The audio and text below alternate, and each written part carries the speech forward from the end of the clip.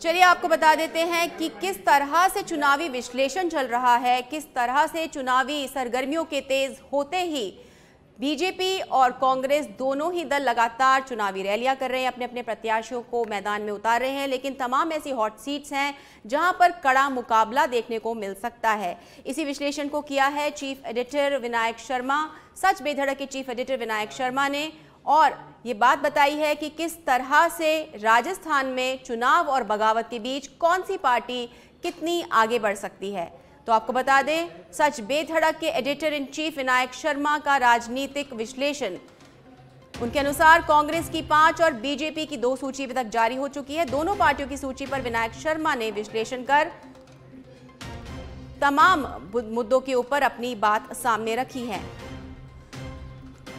लगातार चुनावी सरगर्मियों के चलते जहां पर कई नेताओं के बगावती सुर देखने को मिल रहे हैं, कई जगहों पर हम देख रहे हैं कि जो बगावती नेता है कांग्रेस छोड़कर बीजेपी में जा रहे हैं या बीजेपी का दामन छोड़ करके कांग्रेस की सदस्यता ग्रहण कर रहे हैं। ऐसे में नेताओं में असंतोष क्यों है? आखिर क्यों उठ रहे हैं राजनीतिक दलों में बगावती सुर? क्या बगावती सुर बिगाड़ेंगे चुनावी गणित? एक तरफ टिकटों पर मंथन और दूसरी ओर बगावत उफान पर है। पार्टी के सेवाभावी कार्यकर्ता टिकट न मिलने से बागी हो गए हैं, नाराज है।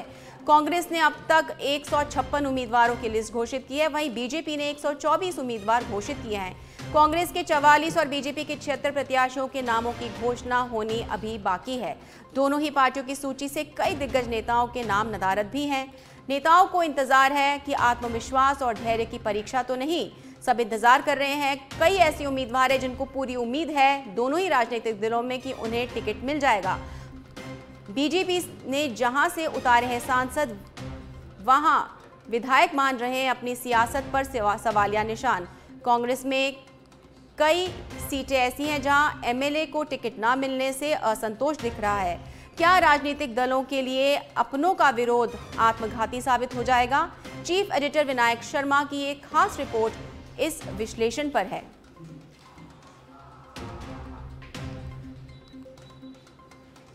तो आपको बता दें, सच बेधड़क के editor in chief Vinayak Sharma ने अपना एक विश्लेषण किया है कि क्यों असंतोष के स्वर उठ रहे हैं, क्या कारण है कि अभी भी लिस्ट आने में देरी हो रही है। अगर ये बगावती सुर उठते रहे तो क्या उन राजनीतिक दलों को झटका लगेगा? बीजेपी कांग्रेस ही नहीं, छोटे दलों में भी मुखर हो सकते हैं असंतोष के स्वर। राजस्थान विधानसभा चुनाव में हर चुनाव की तरह असंतुष्ट मुखर होने लगे हैं। जो नेता टिकट वितरण से पूर्व खुद को पार्टी के सेवाभावी कार्यकर्ता बता रहे थे, वे अब टिकट दूसरी जगह मिल जाने से अचानक बागी हो रहे हैं। नेता बन गए यानी निष्ठा, जनसेवा और पार्टी के लिए सर्वस्व न्यौछावर करने की बातें तो कहीं ना कहीं हवा हो गई हैं।